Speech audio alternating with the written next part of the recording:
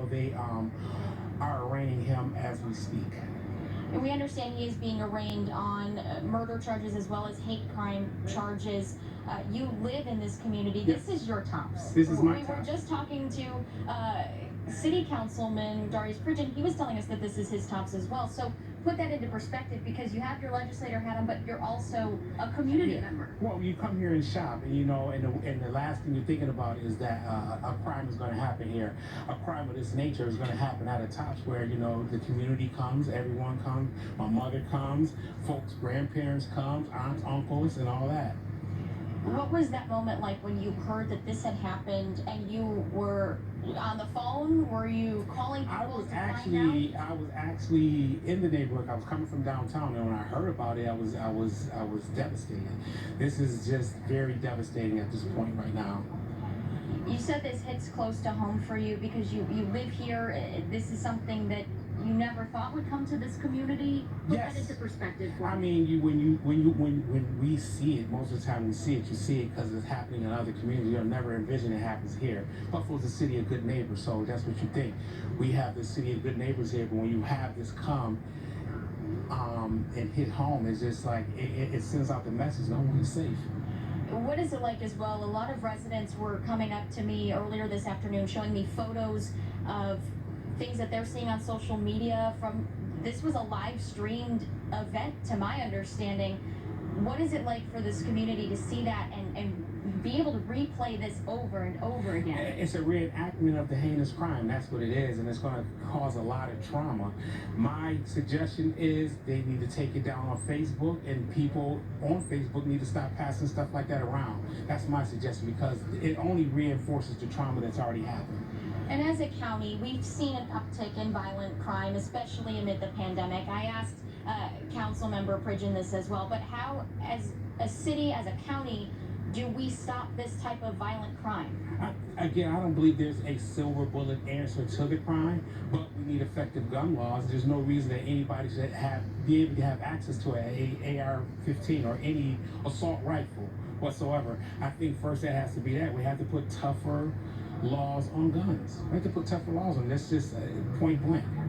And when we hear about, Mr. Pridgen was sharing with us that security guard who was shot, who was a former Buffalo police officer, who knew everyone in this community. Yes. What is it like to see people that you may have seen earlier this week walking down the street, and now we're learning that they're in critical condition, they might be dead, some people might not know where their loved ones are. What is that like for you, having to be a person that's to tell people that information? That's very hurtful, because everybody in the community is going to know somebody who's affected by this gun violence here. We'll be able to relate in one way or another to the individuals who were struck by this tragedy. When you stand here and you have the ability to talk to your neighbors, the entire county, people from outside of Erie County, what is your message to them tonight? I know we're hearing from the president, we're hearing from people at the top of the U.S., but you are here in this community every day. What is your message to them? My message as a community is that, to be prayerful. I think that's it right now. There's not much more you can offer. The tragedy is here, it's happened. I mean, I don't know how much more you can offer, but I'm gonna be praying for them, and I'm encouraging them just to be prayerful. What's next as we try to move forward as a community? I think the community will probably try to get back to business as usual, but I don't think that's going to happen. This is going to put the community at a heightened state. So we don't know what that heightened state is, but I know to put the community at a heightened state, because this happened right here. We don't see that much here. We don't see tragedies like that here. So it's going to put the community at a heightened state, and I think we have to be on alert in regards to that. We did speak with the Commissioner of Mental Health, and I just want to remind folks at home, if they do need assistance processing this information, who can they reach out to? Yes, they can reach out to the community. We have Best Self, Endeavor.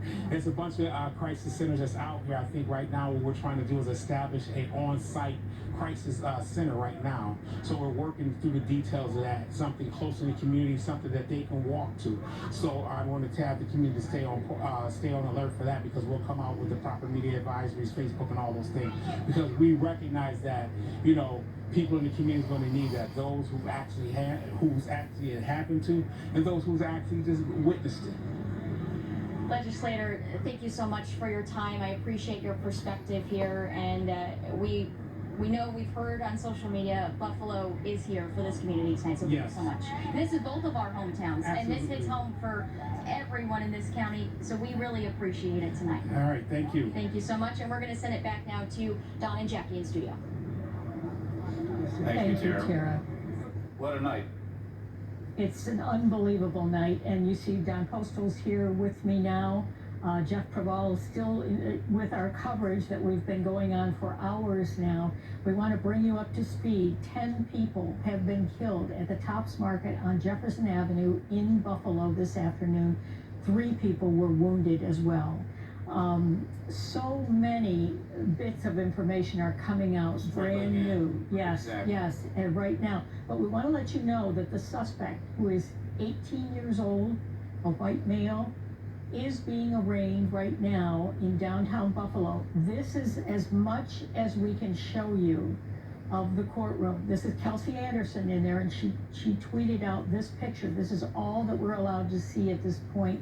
Judge Hanna was called in by DA John Flynn and for this arraignment because he wanted to move very quickly. We believe the suspect is on the right there in the white shirt. We are told his name is Peyton Genren from Conklin, New York. Well, they talked about the fact that he was from hours away. He drove from hours away to bring this horror into Buffalo today. And the name that we're getting, Peyton Genren from Conklin, New York, the DA did not want to say his name because he didn't even want to give him any type of celebrity for what he perpetrated on this community today. But John we are Flynn letting you was know. very fired up when Yes. he was speaking, and he has promised justice will be served swiftly in this mass shooting. This is what John Flynn had to say earlier tonight. We here in Erie County, though, are not waiting. I have already called Judge Hanna, to come downtown immediately and arraign this individual. So within the next hour, this individual will be arraigned on a charge of murder in the first degree. I am not even going to mention his name right now, one, because the arraignment hasn't occurred, but more importantly, I don't want to give him any celebrityism at all right now. I don't want to give him anything right now that puts attention on him and the alleged, and again I say alleged, despicable acts that were committed today in our great city. Well, that was DA John Flynn. As we know, this is called a racial hate crime by a stranger who came into our community and fired at that Tops supermarket around 2:30 this afternoon. And the collective heart of the Queen City is shedding tears tonight. Absolutely. 13 people shot, 10 people dead. Tops Market wanted to clarify something that was said earlier during the news conference. They did have 4 store employees who were shot. Only one of them was killed, and that was the security guard that everybody knew. He's a retired police officer. He was right at the front of the store. He engaged the suspect in gunfire, and he was killed. He's definitely a hero. He tried to stop that man at the front door. So they lost 1 employee today, and 4 others were wounded. We do not know their conditions.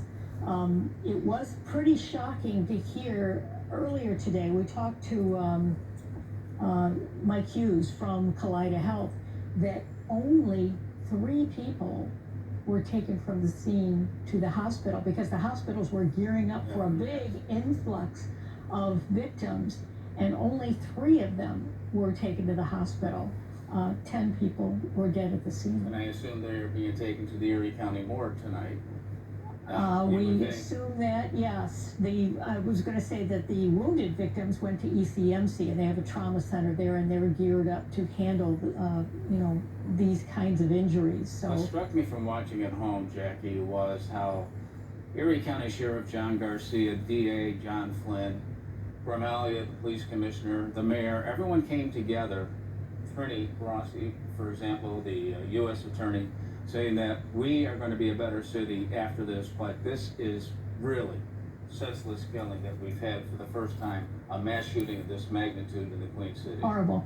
And if you've ever wondered about your law enforcement in this community, or who is keeping you safe, or who is looking after the laws of the land, you saw all of them on display this afternoon in that news conference. I don't think I've ever seen anything quite like it, to have that large of a turnout from all corners of law enforcement in this community. Federal, It was state, amazing. local, sheriff, city. Yeah. Yeah. Well, speaking of city, we have Joe Golumbek on the line tonight. Joe, give us your thoughts. I'm just still shocked and disgusted by this whole thing. When I first heard about it, I thought maybe it was just a random shooting. And then I sat down and, I was driving, pulled over, and I took a look at the news feed and found out the catastrophic nature of what was going on, and I was literally sick to my stomach. I think a lot of people share that yeah. sentiment as well. As a common councilman, what is your role here, Joe?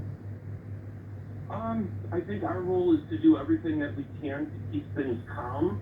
Hopefully this was just an isolated incident from someone from outside of our community that came in, that's hoping to create a disturbance. And I hope that what happens is that quite the opposite happens, that neighborhoods and people from every walk of life will, come together and say, we're not tolerating this, we are Buffalonians. That's a very good sentiment and a good message, Joe. We are Buffalonians.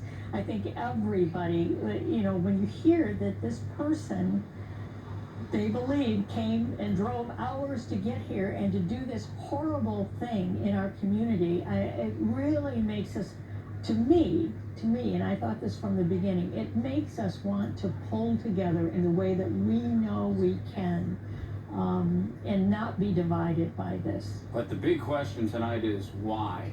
Why did he come to Buffalo? Why did he pick that top supermarket on Buffalo's east side? And what was his motivation for killing? Why? Well, there is a lot of social media out there, a lot of information that this young man conveyed, and we're not able to report on it yet until it's all confirmed by law enforcement. But they have a very good insight, I think, into what motivated this young man. Joe, I'm sorry, are you still with us? Yes, I am. I'm here. Okay. As I said, we saw Reverend Darius Pridgeon earlier there, and do you have a relationship to this community on Jefferson Avenue? Actually, I do. Friends of mine own a cigar store a block and a half away from Tops, and I'm there somewhat frequently. First thing I did when I heard about this was call a couple of the guys to make sure that my friends were safe. And thank God they were. And I know a couple of other people that live probably a 2-minute walk from that Tops, and I was very relieved to find out that they were safe. Of course, the sad part is that there's 10 people that did not walk away from it, and that's just heartbreaking. You went to work or you went to Tops to go shopping and you never came home. I mean, I'm just sick over it. Well, let me ask you this. As a member of the Buffalo Common Council, have you been briefed or given any inside information that has not been revealed so far? Not really. I probably know slightly more than you guys do, but, minimally. Such as what? Well, something I couldn't share at this point. I just want to be more careful and not repeat anything that hasn't been in the media. And Joe, well, we've been talking to you and talking about the fact that you have shopped at that Tops. We're just getting a message into the newsroom from Wegmans saying that all Wegmans stores will be closing tonight at 9 p.m. in order to give our employees an opportunity to process this heartbreaking event with their families, We will reopen all stores at 6 a.m. tomorrow. So Wegmans is closing its grocery stores at 9 o'clock tonight. It's just another example of how this shooting in one corner of our community affects all of us in this community. Now, we know that Governor Kathy Hochul was not supposed to be in Buffalo this weekend, as many times she comes home to Buffalo, but she was down, I believe, in the New York City metro area this weekend. But as soon as she heard about the mass shooting, she flew into Buffalo, and she's about to make an appearance. And here's Mayor Brown to introduce her live. You can see her standing to the left of the mayor, right of your screen.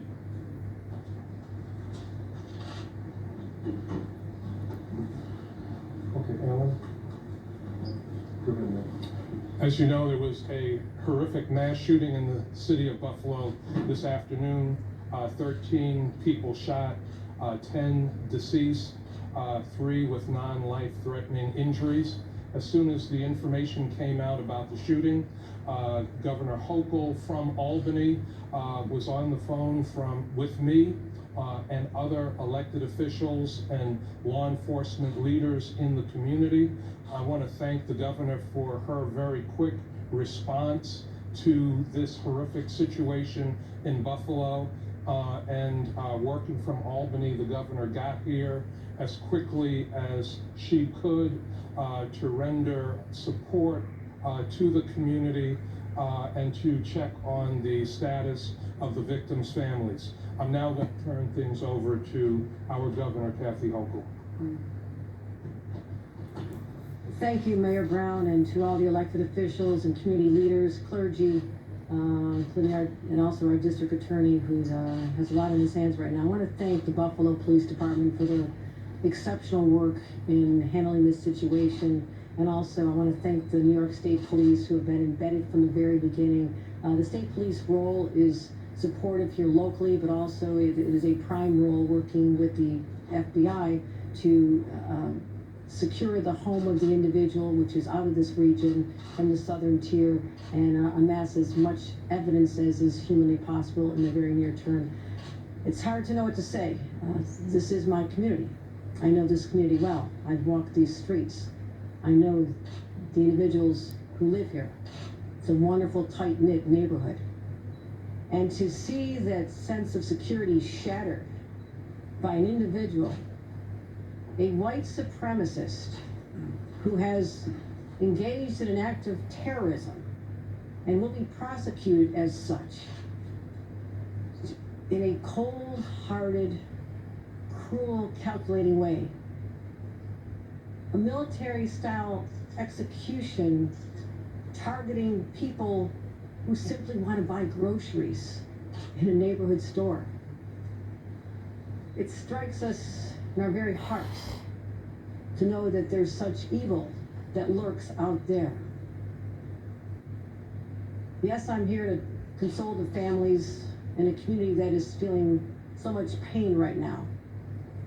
But mark my words, we'll be aggressive in our pursuit of anyone who subscribes the ideals professed by other white supremacists, and how there's a feeding frenzy on social media platforms where hate festers more hate.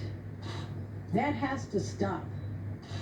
These outlets must be more vigilant in monitoring social media content. And certainly the fact that this act of barbarism, this execution of innocent human beings, could be live streamed on social media platforms and not taken down within a second, says to me that there is a responsibility out there, and we're going to continue to work on this and make sure that those who provide these platforms have a moral and ethical, and I hope to have a legal responsibility to ensure that such hate cannot populate these sites, because this is the result. Why am I smelling a censorship Patsy here? Who share these demented views. Why would a guy drive multiple hours away from his house to come to a random Tops in Buffalo and shoot people to death? And post these ideas and share them with others in the hope that they can all someday rise up in their demented view of the world. Look who's talking. That's what white supremacist terrorism is all about. That's what we witnessed. Why don't you ever here show today the black shooting massacres? on the streets of Buffalo, New York? And it has to end right here. And that is our message. We will continue to work at the federal, state, We're gonna and local censor level the with our shit out of you. partners to help identify these messages. You think you're being as held soon as down they now. rise on social media. That is our best defense right now. As And well as the blame it on system white people, obviously, with because prosecution. it makes total sense. And it is my sincere hope that this individual, this white supremacist, White who supremacists just perpetrated a hate crime on an innocent community, just perpetrated a hate spend the crime. rest of his days behind bars Keep beating those identity politics to And death have with a it happen. shovel. in the next world as well. Yeah, I'm angry. I've seen violence from guns on the Brooklyn subway and now in the streets of Buffalo. It has to stop. It has to stop. On Tuesday in Albany, we had already planned to be announcing a comprehensive gun package to address further loopholes that exist in our Oh, laws. I am so surprised. To ensure that our laws are tight, they're ironclad, to ensure that our law enforcement has the resources they need. That is why I started a gun interdiction task force last January. 9 states, as well as NYPD, have teamed up with us to make sure that we can identify when guns are coming across the border By white from places supremacists. like Pennsylvania gun shows and end up in small communities outside Binghamton or in Broome County. We don't know that that is the source of the modifications. And a made guy to just guns. happened to go on a shooting massacre the We're day gonna find after. out. We're going to continue addressing this every single way we can. What an ugly cunt.